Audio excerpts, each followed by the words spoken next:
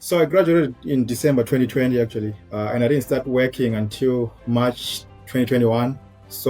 And right after graduation, I was thrown into the industry. I didn't really know much I was still at the concepts from college, so it was a bit challenging at first, but I was still. In fact, a lot of the students who are in my PE Power program have started calling my PE Power program as a crash course graduate level degree, in that sense that the depth that we go into, and that is largely because of. I didn't pass that first attempt. Even then, when I saw my results, I was not bummed. That's when I sent you an email like, "Hey, Wasim, this is my result," and you encouraged me like, you know what, you should retake it as soon as possible. When you get first introduced to a sport like tennis, like what is it all about? Just hitting the ball, smashing the ball, and making sure that it ends up in the other court? Or if you're playing soccer, what's the goal about? Just between those two goalposts, you have to hit. But once you start learning about the strategy, the tactics, the nuances, you get addicted to it basically.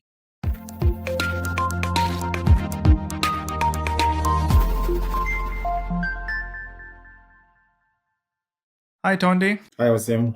How are you doing? Pretty good. How are you? I'm doing well, thank you. So, congratulations on passing your PE Power Exam in the second attempt overall, and it's good to have you on this interview and sharing your journey. I think there's a lot that we can learn from the ups and downs in your exam preparation journey. Everybody has their own sets of challenges that they have to overcome, and typically the road to success is never linear or straight line. So I'd like to learn from you your journey, your exam preparation timeline, as to how you got this behind you. First of all, thank you. It was pretty much an interesting journey for me because I took my FE like in April last year because I've always been interested in like power systems and especially renewable energy, and I just realized that in that industry you need an in-depth understanding of pretty much everything more than just like what I learned in college. So once I passed my FE, I just realized that when I was going through the specifications of the PE Power Exam, I was like, these are the concepts that actually will be helpful for me in my career long term. Besides having the license itself, but the concept behind it. So that was pretty much the primary motivation why I decided to pass. When I passed my FE in April last year, I started looking at programs for enrollment at least within the same period of time. But since I didn't have enough experience, like I think you need 4 years in Texas, in other states. But then I was reading online, I saw that, oh, the decoupled exam actually can take it with less than 4 years. So as soon as I saw that, basically, I was so excited. I applied for my EIT. It came out in June. And then I was waiting. Basically, I was sending them emails. I want to start PE, but like, you have to wait for us. And then once they approved it, started looking up online. And then that's when I came across your program, like on different forums. And I was reading pretty much everything that they say. And I previewed the website as well. And I saw that it was more than just like, at least the most information that I got is that it was more than just preparing for the exam. I was going to learn basically beyond like what I learned to get my license. So that was pretty exciting basically to start the journey in August going forward. Right. In terms of your graduation, when did you graduate, and how long you've been working in the industry? So I graduated in December 2020 actually, and I didn't start working until March 2021. And right after graduation, I was thrown into the industry. I didn't really know much I was still at the concepts from college. So it was a bit challenging at first, but I was still excited because I've always been interested in power. So after that, I was working in distribution, and then I switched to renewables, which is my current role right now. But in between that time, I was always wanting to improve myself. And I realized that most people were saying that if you're an electrical engineer in power systems, a PE license is actually more important to you than a master's degree because you're going to be marketable pretty much everywhere you go. And you get to learn more from it as well. So that's why I prioritize getting my PE first, and then maybe I'll go for my master's. Right, I 100% agree with that. In fact, a lot of the students who are in my PE Power program have started calling my PE Power program as a crash course graduate level degree, in that sense that the depth that we go into, and that is largely because of what you have to prepare for the PE Power exam. And we're going to discuss that. The specification is very well laid out. You have to cover everything ranging from CTs, PTs, protection, grounding, demand calculations, fault analysis, three-phase system, single phase, per unit, and the list goes on and on and on. It's a very good way to sort of brush up your skills in power systems. So you got the FE electrical done. You self-studied for that, and then for P Power, you decided to look for a resource. You came across my program, did a little bit of research, and you liked how I take a little bit more comprehensive approach in terms of not only preparing you for the exam, but also taking this as an opportunity to really dig deep into power systems. So, how did your exam preparation journey start? I think once I registered, I signed up for a course. I think in August, like first week of August, that's when I signed up. And then you scheduled a call with me. So even before then, I was already laying out the groundwork, basically of like making up time. I didn't know how many hours I was going to need per week, but I was pretty much trying to open up my schedule as much as possible. And I started telling my friends and family that, oh, for the next 3 or 4 months, I'm going to limit my commitments because there's something that I'm focusing on. So I'll need that space.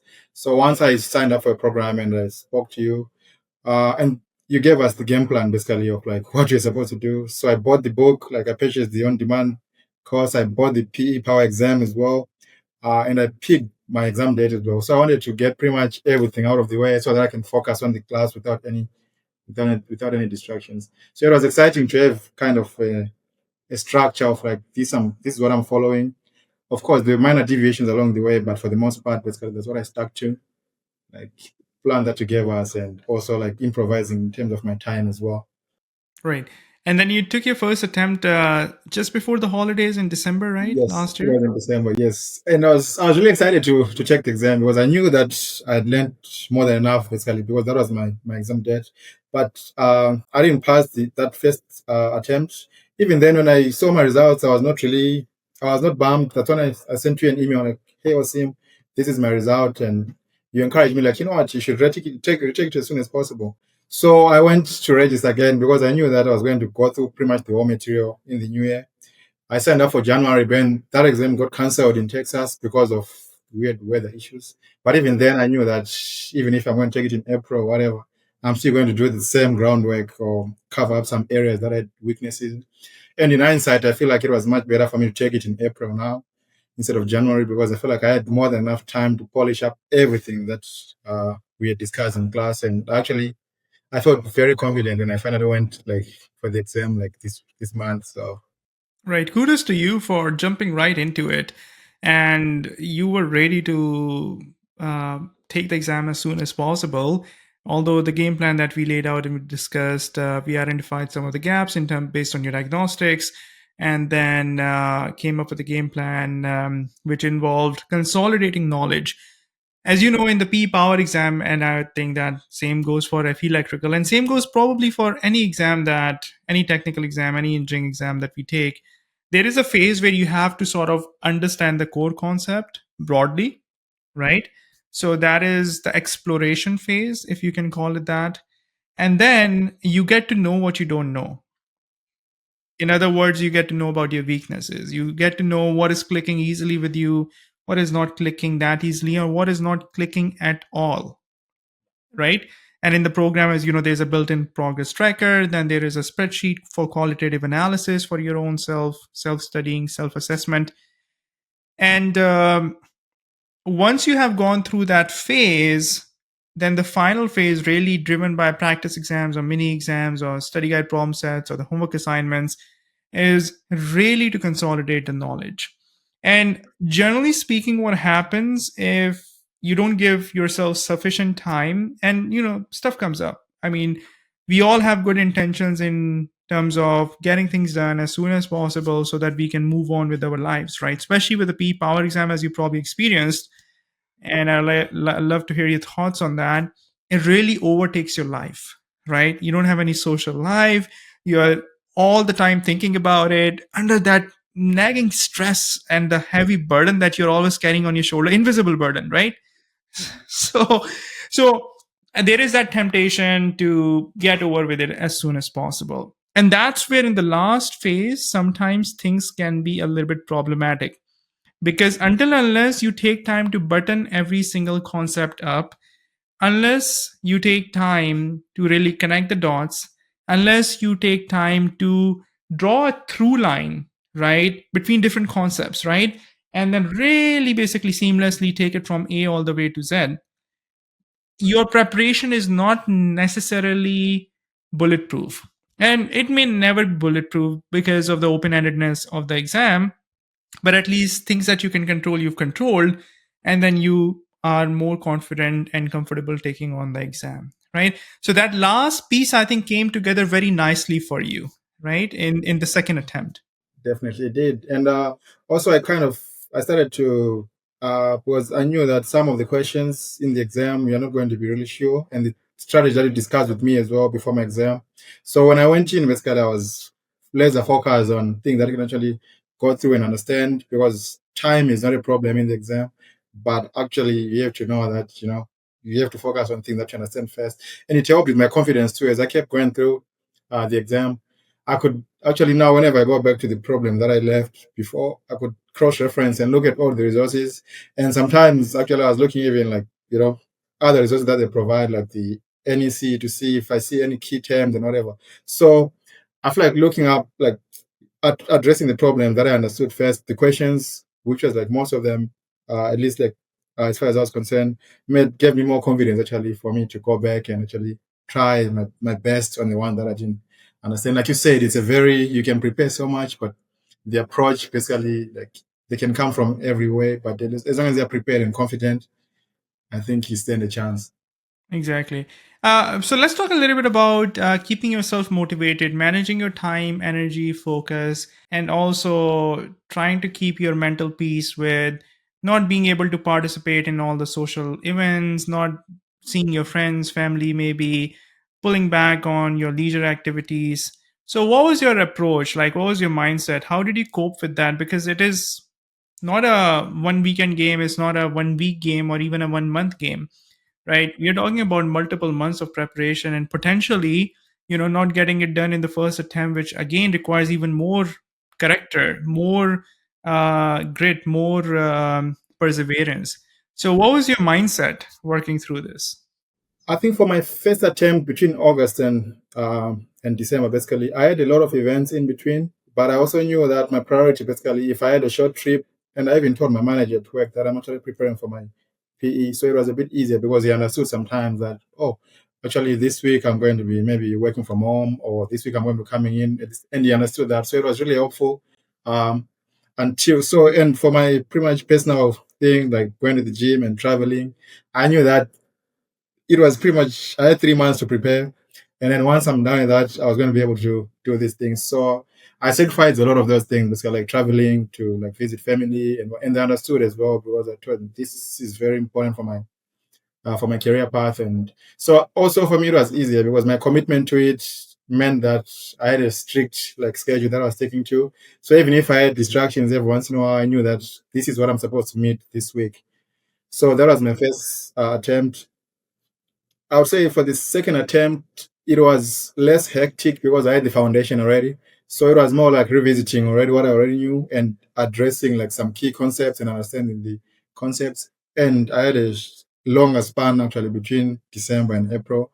So I managed to review almost like at the same pace, but also I managed to incorporate some things because I already had the foundation. But for the first time, I didn't want to take any chances because I felt like if I don't get the concept at first, it pretty much can be to bite me at some point. So overall, I managed to keep it balanced, even though I had to sacrifice some things along the way.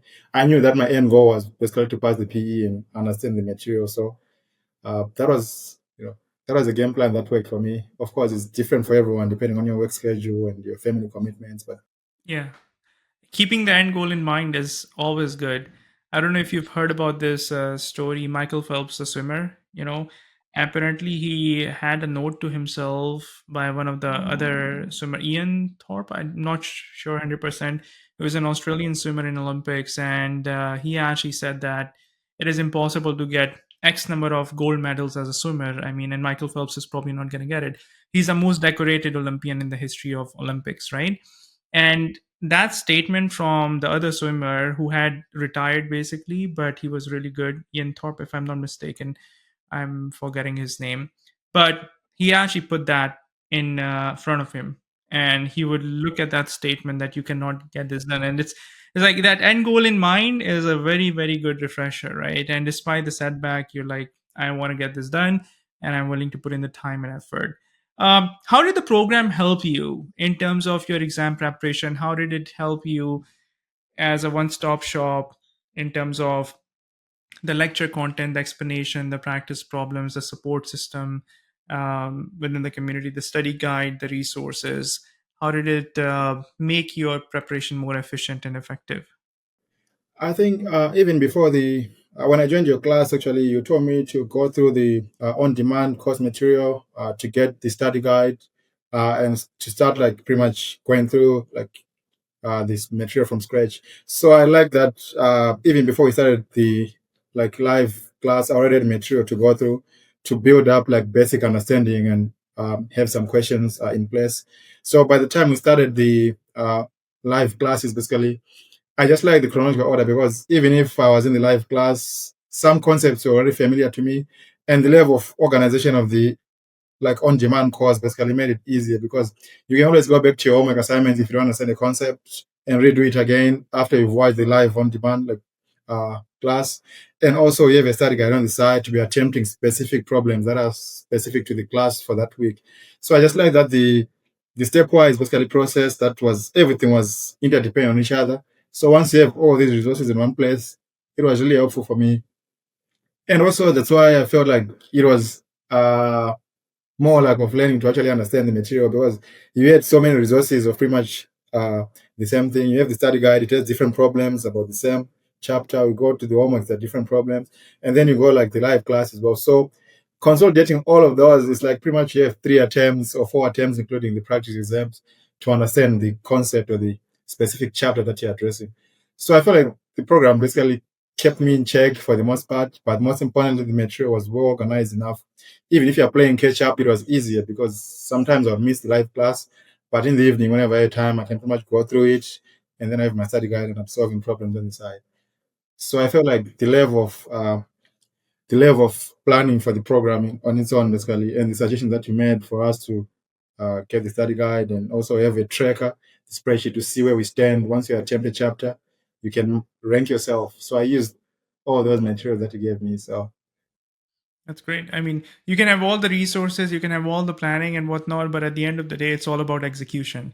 So it was an excellent execution. You didn't give up, and you came back at it strong and passed the exam comfortably and confidently. And it is a better, I think, like some people take the approach of, I don't care whether I pass by a mile or an inch. I just want to get over this thing. I believe that, especially for the PE Power exam, since this is a final filter that they're applying, and this is your one true last opportunity, unless you plan on, doing your master's or something like that, in a little bit more structured, formal manner, learning entire power systems engineering. So, in that sense, you passing this exam comfortably and confidently puts you in a even in a better position as compared to maybe just passing it by inch or just at the margin, right? So, it's all about mindset. It's all about tons and tons of effort, and I'm pretty sure you would have put in hundreds of hours towards this project. But I'm confident that going forward, it you're going to look back at it and you'll be like, this was a worthwhile effort because of the long-term opportunities that is going to open up, that respect, that recognition that you're going to get, and it's totally worth it. definitely. And I mean, I'll always be also whenever I look back, I also know that, oh, you know what, like 3 months ago, like when I was in December, these concepts were a bit vague to me, but now I can actually confidently answer some questions within my workplace that actually, because now I actually understand, like, why am I saying this? And it's not like I'm reading from a script or anything. So I feel like that part of it, the part of polishing up some vague concept that we're always overlooking because it's been said for so long, you start to think that you know it. But once you sit on your own, you realize, I don't know what this means. So that aspect of it was really helpful for me as well. So, Not only understanding, it also allows when you have what I like to call level 3 understanding and learning things from first principle. Not only it helps you answer questions, but it also, even sometimes more importantly, allows you to ask the right questions, right? Which, as you progress along the career, you're going to find that your ability to really ask the right questions helps you and others in your team to actually, with more clear-minded and laser focus, find solutions to the problems, right? Sometimes being able to define what really is the problem that we are dealing with is probably the best value that you can add within a team, or for an employer, or for a client or a customer, right? Because that contextualization requires deep understanding, it requires cross referencing, it requires convergent thinking and divergent thinking. Convergent thinking, okay, give me the problem, I'm going to solve it like this, I'm going to come at it, right? Divergent thinking is, okay, let's explore the options, right? Where is it a symptom, or is it the root cause that we're trying to solve? And once you do more and more of that, and that eventually has to be anchored with deep understanding. If you don't know the fundamentals, you are never going to be able to really approach abstract problems. So that's hopefully over the last few months going through my program, that is hopefully in a subtle way as a byproduct, an approach that you have learned. And the fact that you are able to better appreciate, you mentioned some of the things at work, it is a very common comment that I get from students.